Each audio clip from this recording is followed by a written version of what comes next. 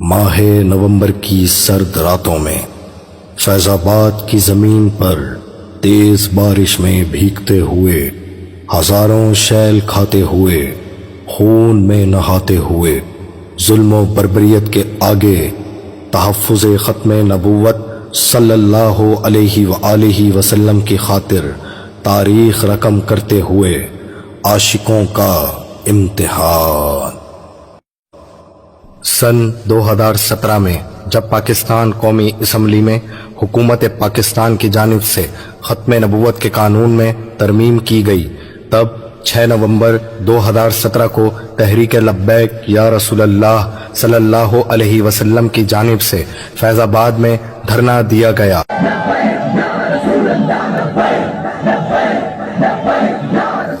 اس وقت تحریک کے سربراہ خادم حسین رضوی رحمت اللہ تعالی علیہ تھے۔ پاکستانی مسلمانوں کی بدقسمتی یہ تھی کہ اس وقت حکومت پاکستان مسلم لیگ نون کی تھی۔ اسی حکومت نے ممتاز قادری علیہ رحمہ کو گستاخ رسول کو واصل جہنم کرنے پر پھانسی کی سزا دی۔ اسی حکومت میں سلمان تاثیر کی بتیاں بجھانے پر 5 عاشقان مصطفیٰ صلی اللہ علیہ وآلہ وسلم کو 5 سال کے لیے قید بامشقت کی سزا ہوئی، اور اسی حکومت میں تحفظ ختم نبوت کے لیے سراپا احتجاج شمع رسالت صلی اللہ علیہ وآلہ وسلم کے پروانوں کو ظلم و جبر کا نشانہ بنایا گیا، جس میں 9 عاشقان مصطفیٰ شہید اور کئی زخمی ہوئے۔ 2018 کے الیکشن میں تحریک لبیک پاکستان اچھے خاصے ووٹوں سے پاکستان کی تیسری بڑی جماعت بن کر ابھری، لیکن امت مسلمہ کا ستارہ اب بھی نہیں چمکا تھا۔ اداروں کی طرف سے بدترین دھاندلی کے بعد ایک سلیکٹڈ شخص کو وزیر اعظم بنا دیا گیا، جو اپنی دور اپوزیشن میں ہی 11 رکنی عملہ 295C کے قانون میں رد و بدل کے لیے بھیج کر خود کو ختم نبوت و ناموس رسالت صلی اللہ علیہ وسلم کا غدار ثابت کر چکا تھا۔ الیکشن کے فوراً بعد ہی ہالینڈ کی طرف سے کئی گستاخانہ خاکوں کے مقابلے کا اعلان کیا گیا۔ اس وقت تحریک لبیک نے دھاندلی والے معاملے کو نظر انداز کر کے ہالینڈ کے خلاف احتجاج کا اعلان کیا۔ سنو جی، ہمارے انتخابات کیا، دھاندلی کیا، ہمارے ووٹوں پر ڈاکہ کیا، ان کی حیثیت کروڑوں اربوں بھی بار ہمارا ڈاکہ پڑے ووٹوں پر اور ہم مر جائے، ہمیں گھسیٹا جائے، ہمارے سارے امیدوار شہید ہو جائے اور میری لاش جلا دی جائے، ان باتوں کی کوئی حیثیت نہیں۔ ثابت ہوا کہ جملہ فرائض ظلم ہے، اصل رسول بندگی استاد پر کی ہے۔ یہ اعلان کیا جب ہالینڈ کے گستاخ گرٹ ولڈر نے ناپاک اور گستاخانہ خاکوں کا مقابلہ منعقد کروانے کا اعلان کیا، تو ہمیشہ کی طرح سب سے گرجدار للکار اور مزاحمتی آواز تحریک لبیک پاکستان کی جانب سے اٹھائی گئی۔ تحریک لبیک پاکستان نے 29 اگست 2018 کو لاہور سے اسلام آباد مارچ کی کال دی اور حکومت وقت سے مطالبہ کیا گیا کہ ان گستاخانہ مقابلے کو روکنے کے لیے ہالینڈ کے سفیر کو طلب کر کے تمام تعلقات ختم کیے جائیں، اور پھر رسول اللہ صلی اللہ علیہ وآلہ وسلم کے دیوانوں کا عشق اور جذبہ ایمانی دیکھ کر کفر لرز اٹھا۔ گستاخ گرٹ ولڈر نے یہ مقابلہ منسوخ کر دیا، اور اس طرح یہ قافلہ عشق و مستی میں جہلم کے قریب سے فتح و کامرانی سے سرشار واپس لوٹ آیا۔ اقتدار ملتے ہی نیازی حکومت نے ایک ثابت شدہ گستاخ آسیہ ملعونہ کو رہا کرنے کے لیے عدالت عظمیٰ کا سہارا لیا، لیکن تحریک لبیک کا حکومت وقت سے آسیہ ملعونہ کی سزا کا مطالبہ تھا، جس نے آقا علیہ الصلوۃ والسلام اور تمام ازواج مطہرات امہات المؤمنین کی شان میں بدترین گستاخی کی تھی، جبکہ حکومت اسے انسانی حقوق کے خلاف کیا جانے والا فیصلہ بتا کر آسیہ ملعونہ کو ملک سے باہر بھیج کر آزادی دینے پر آمادہ تھی۔ بار بار مطالبہ کی بنا پر تحریک کے کارکنان اور علماء کرام کی گرفتاریوں کا سلسلہ شروع ہو گیا، جس میں امیر تحریک علامہ خادم حسین رضوی سمیت کئی جید علماء کو گرفتار کر لیا گیا، تاکہ آسیہ ملعونہ کو دوسرے ملک منتقل کرنے میں کسی قسم کی رکاوٹ درپیش نہ ہو۔ قیادت کی گرفتاری کے بعد آسیہ ملعونہ کو راتوں رات ملک سے باہر بھیج دیا گیا۔ جیل میں علماء کرام پر بے انتہا ظلم و ستم کیا گیا۔ نتیجتاً حالت اسیری میں ہی طبیعت حد سے زیادہ بگڑ جانے پر تحریک لبیک کے 2 جید علماء مفتی یوسف سلطانی اور مفتی منیر نعمانی شہید ہو گئے۔ امیر تحریک خادم حسین رضوی رحمۃ اللہ تعالی علیہ کو لگ بھگ 6 ماہ کے عرصے بعد رہا کیا گیا۔ اسی دوران فرانس کی طرف سے ریاستی سطح پر آقا علیہ الصلوۃ والسلام کی ایسی بدترین گستاخی کی گئی جو 1400 سال کی تاریخ میں کبھی نہیں ہوئی۔ فرانس کے صدر کی طرف سے عقائد و جہاں کے خاکے شائع کیے گئے، جس پر 15 نومبر 2020 کو خادم حسین رضوی کی سربراہی میں فرانسیسی سفیر کی ملک بدری کے خلاف دھرنا دیا گیا۔ اس وقت آپ علیہ رحمہ شدید علیل تھے، لیکن ناموس مصطفیٰ صلی اللہ علیہ وسلم کے لیے آپ کی علالت نے بھی آپ کے حوصلے پست نہ کیے۔ آپ نے حکومت سے مطالبہ کیا کہ وہ فرانس کے ساتھ تعلقات ختم کرے اور فرانس کا سفیر ملک بدر کرے۔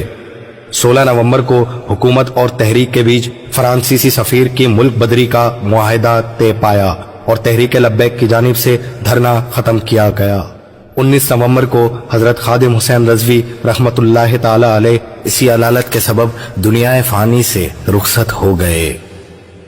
یہ ہر غیرت مند مسلمان کے لیے بہت بڑا صدمہ تھا، امت مسلمہ کے لیے بہت بڑا نقصان، اور یقیناً آپ کے وصال پر اہل کفار کے گھروں میں جشن کا سما ہوگا، کیونکہ وہ فریڈم آف اسپیچ کے نام پر اسلام کے خلاف جو محاذ تیار کر رہے تھے، اس محاذ کے سامنے خادم حسین رضوی ایک سیسا پلائی دیوار کی مانند تھے۔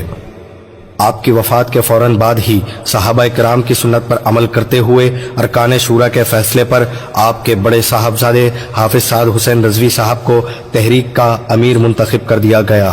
اپنے کارکنان سے بحیثیت امیر تحریک پہلا خطبہ فرماتے وقت آپ نے اپنے بابا جان کے مشن کو پایہ تکمیل تک پہنچانے کا عہد کیا۔ میں آپ سے وعدہ کرتا ہوں انشاءاللہ زندگی کے کسی بھی شعبے کو خالی نہیں چھوڑیں گے، ہر طرف جائیں گے، اسی ملک میں رہیں گے، یہی ناموس رسالت کی پہرے داری کریں گے، یہی ختم نبوت کی بازبانی کریں گے، اور اسی ملک میں حضور کے دین کو غالب کریں گے۔ اور انشاءاللہ میں آپ سے یہ کہتا ہوں کہ حضور کے دین کو تخت پر لانے کے لیے ہم اپنے قائد کے خواب کو شرمندہ تعبیر کریں گے۔ والد کا غم تو آپ کی آنکھوں سے چھلک ہی رہا تھا، لیکن آپ کے الفاظ آپ کے دل میں موجود غم امت کی عکاسی بھی کر رہے تھے۔ حضرت خادم حسین رضوی رحمۃ اللہ تعالی علیہ کے چہلم کے بعد فرانسیسی سفیر والے معاملے پر ایک بار پھر سے آواز اٹھائی گئی، مگر یورپی دباؤ کی وجہ سے کوئی کارروائی عمل میں نہیں لائی گئی۔ پھر جب تحریک لبیک کی جانب سے حکومت کو دھرنے کی وارننگ دی گئی تو حکومت کی طرف سے امیر تحریک حافظ سعد حسین رضوی صاحب کو بنا کسی جرم کے رمضان سے ایک دن قبل ہی گرفتار کر لیا گیا، جس کا مقصد صاف ظاہر تھا کہ حکومت نے اپنا معاہدہ توڑ دیا ہے۔ اپنے قائد کی بے بنیاد گرفتاری اور فرانسیسی سفیر کے معاملے پر حکومت کی طرف سے کی جانے والی عہد شکنی پر پورے ملک میں احتجاج شروع کیا گیا، اور اس احتجاج کو روکنے کے لیے تحریک کے کارکنان پر پھر سے ظلم کے پہاڑ توڑے گئے۔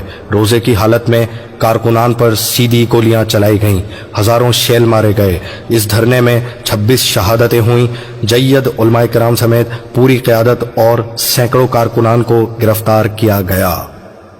ظلم و ستم کا یہ سلسلہ اس لیے نہیں رک رہا تھا کیونکہ حکومت کی طرف سے ملنے والی ساری آفرز کو امیر تحریک جیل میں ہی ٹھکراتے جا رہے تھے۔ آپ کا ایک ہی مطالبہ تھا، فرانسی سفیر کی ملک بدری۔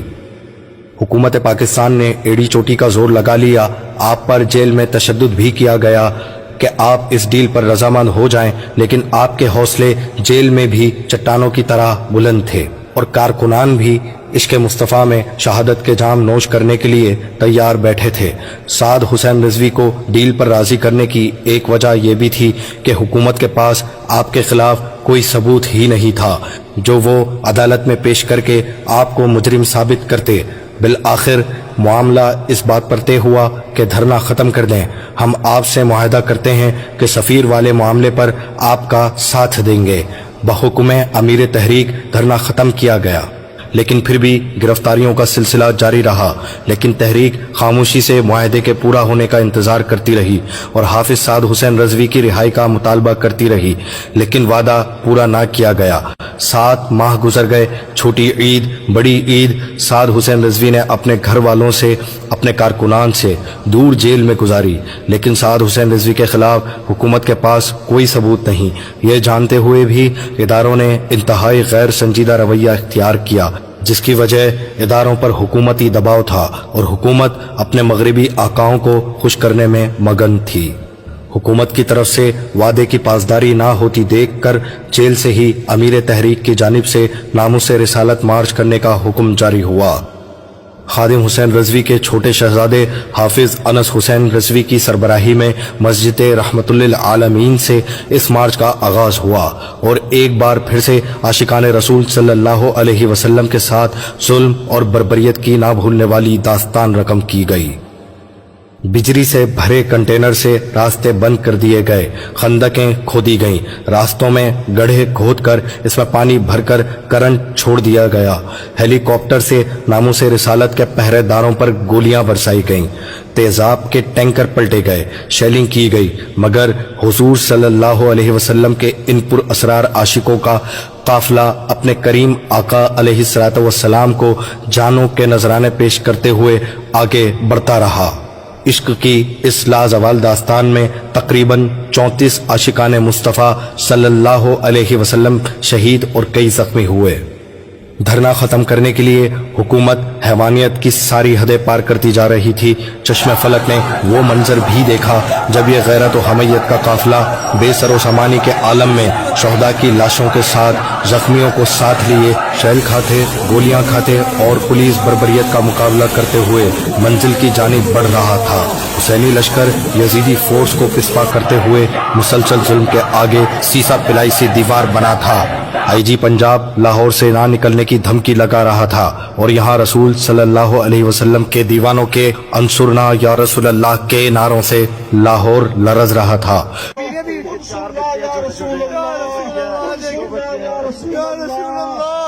इनको फ्रांस का यूरोप का साथ चाहिए यार, जो है अल्लाह का साथ नहीं चाहिए, लेकिन मदीना की रियासत था। शहदा और जख्मियों का खून कारकुनान का लहू गरमा रहा था और वो मुसलसल अपने महबूब कायद की रिहाई और मलऊन सफीर की मुल्क बदरी का मुतालबा कर रहे थे। सड़कों पर सोकर, खुराक की किल्लत बर्दाश्त करके, मौसमी शिद्दत का सामना करके और जुल्म जबर के सामने ये काफिला हुसैनी लश्कर की याद ताज़ा कर रहा था। जुल्म तो फिर जुल्म है, बढ़ता है तो मिट जाता है। इस दौरान अहले सुन्नत व जमात के कुछ उलमाए किराम इस मसले पर शदीद रद्द अमल जाहिर करते हुए मैदान में आए और हुकूमत के साथ इस बार मुफ्ती मुनीबुर रहमान साहब की मौजूदगी में यह मुआहदा तय हुआ कि सफ़ीर वाला मामला अब पार्लियामेंट में हल किया जाएगा। उसी वक्त हाफिज साद हुसैन रजवी की रिहाई हुई। आपके कारकुनान ने फूलों से आपकी राह गुजर को सजा दिया। तहरीक के लोगों में मिठाइयाँ तकसीम की गईं। एक ईद का समा था, क्योंकि आप इतने जुल्म और सितम के बाद भी झुक कर नहीं बल्कि झुका कर आए थे। आपकी रिहाई के अगले दिन ही अल्लामा खादिम हुसैन रजवी रहमतुल्लाह ताला अलैह का उर्स मुबारक था, जिसमें लाखों आशिकाने मुस्तफ़ा सल्लल्लाहु अलैहि वसल्लम ने शिरकत की। 19, 20 और 21 नवंबर को उर्स शरीफ का सिलसिला जारी रहा। हुकूमत की तरफ से तहरीक लब्बैक के साथ हुआ मुआहदा पूरा तो नहीं हुआ, लेकिन नियाज़ी हुकूमत का तख्ता बुरी तरह पलट गया। जो तहरीक लब्बैक को कल अदम कहते थे, वो अपने ही हाथों से अपनी हुकूमत ख़त्म करने पर मजबूर हो गए, जबकि तहरीक लब्बैक आज भी अपनी आबोताब के साथ चमक रही है। बेशक मेरा रब बेहतर इंतकाम लेने वाला है। जा अल हक़्क़ु व ज़हक़ल बातिल इन्नल बातिला कान ज़हूक़ा। हक आया और बातिल मिट गया, बेशक बातिल को मिटना ही था।